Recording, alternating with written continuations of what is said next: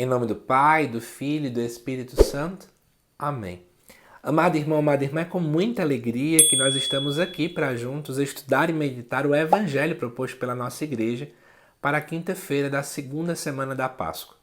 Esse texto se encontra dentro do Evangelho de João, capítulo 3, versículo de 31 a 36, que diz assim para a gente. Aquele que vem do alto está acima de todos. O que é da terra pertence à terra e fala das coisas da terra. Aquele que vem do céu está acima de todos. Dá testemunho daquilo que viu e ouviu, mas ninguém aceita o seu testemunho. Quem aceita o seu testemunho atesta que Deus é verdadeiro. De fato, aquele que Deus enviou fala as palavras de Deus, porque Deus lhe dá o Espírito sem medida.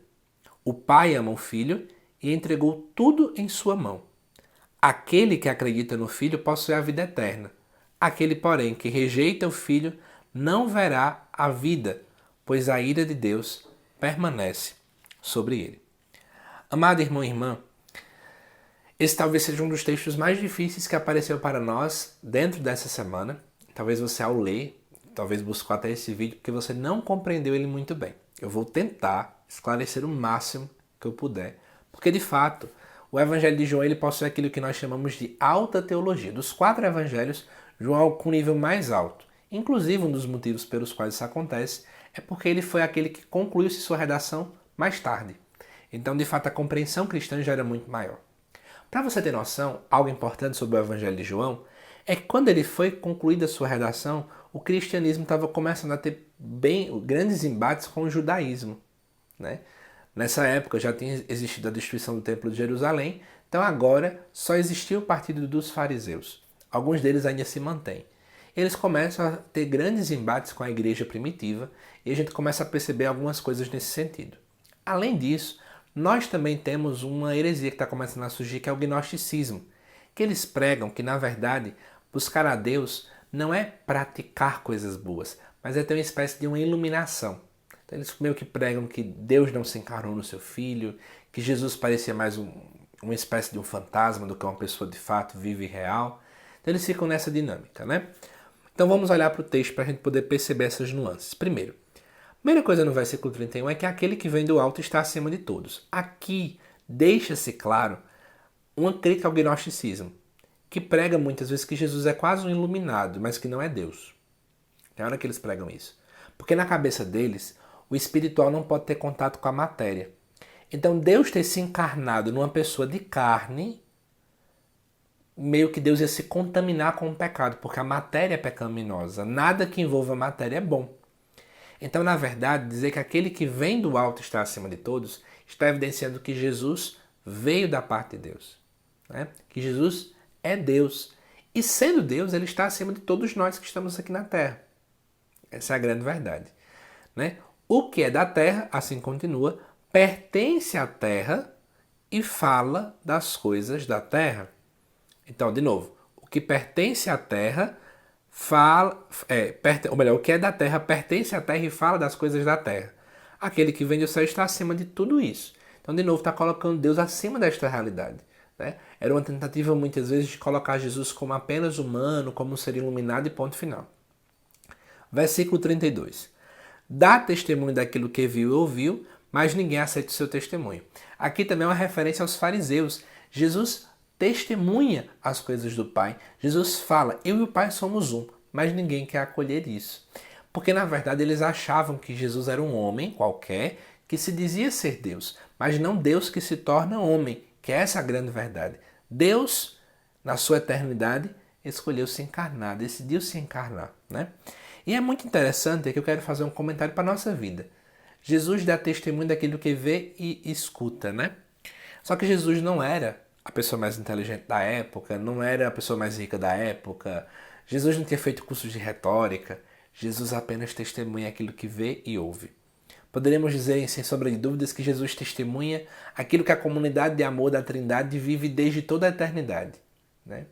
Deus testemunha aquilo que está no coração da Trindade, desde o princípio para a vida humana. E é isso que arrasta pessoas. É isso que transforma vidas. Por que eu estou falando isso? Às vezes a gente acha que para poder evangelizar, poder anunciar, poder liderar uma atividade na igreja, poder servir a Deus, a gente tem que fazer inúmeros cursos, tem que saber teologia, tem que saber falar grego, hebraico, latim. E aí a gente começa a dizer, não, mas eu não estou preparado, mas eu não estou preparado, mas eu não estou preparado. Sendo que, na verdade, evangelizar seria nada mais, nada menos do que testemunhar com a vida e também com palavras aquilo que vimos e aquilo que ouvimos. Inclusive, é muito sobre isso, né, que os apóstolos, lá em Atos dos Apóstolos, falam muito sobre isso. Né? Eles são testemunhas daquilo que tem acontecido. Tem até um relato em Atos que eles vão dizer: a gente não pode se calar diante daquilo que a gente viu e ouviu. A gente não pode, amados irmãos, guardar para nós a experiência de amor que tivemos. Nós precisamos espalhar para o mundo que Deus nos ama, que Deus existe, que Jesus ressuscitou e por aí vai. Foi isso que Jesus fez. E é isso que atrai as pessoas. Lembrando que esse testemunho é mais do que apenas com palavras, né? É com a vida, é com atitudes. E aí, versículo 33, quem aceita esse testemunho de Jesus atesta que Deus é verdadeiro. E aí começa o versículo 34. De fato, aquele que Deus enviou, ou seja, Cristo, fala as palavras de Deus, porque Deus lhe dá o Espírito sem medida.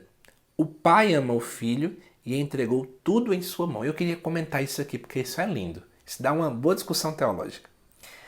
Tem um padre da igreja, não lembro bem o nome dele agora, não sei se foi Santo Irineu, não lembro-me bem, que ele vai falar que o Pai, né? O Pai, ele gera o Filho e nessa geração o Pai se dá por completo ao Filho.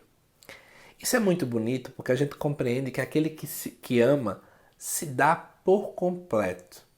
É aquilo que vai dizer, né? A medida do amor é dar-se sem medida.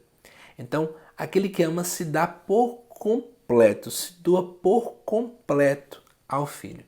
E desse amor por completo do Pai e do Filho, desse amor, procede o Espírito Santo. Isso pra gente é uma reflexão bonita porque é assim que tem que ser as nossas relações. Você ama alguém? Você tem que dar-se por completo. Não pode dar só uma parte. Você não pode dar apenas o seu tempo livre às pessoas que você ama, à sua família, às suas amizades, às pessoas que precisam de você. É preciso se dar por completo. E aí, amado irmão, amada irmã, aqui vai dizer: aquele que acredita no Filho possui a vida eterna. Aquele, porém, que rejeita o Filho não verá a vida, pois a ira de Deus permanece sobre ele. Né?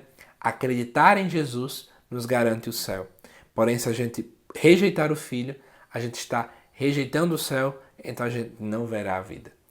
É isso, espero que você tenha gostado desta meditação. Que Deus te abençoe e eu te aguardo nesta quinta-feira ao meio-dia, onde vai ao ar, né, a reflexão sobre o Evangelho já do domingo.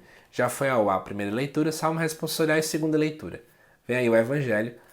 Busque ler, busque assistir para você se preparar bem para domingo. Que Deus te abençoe e até mais.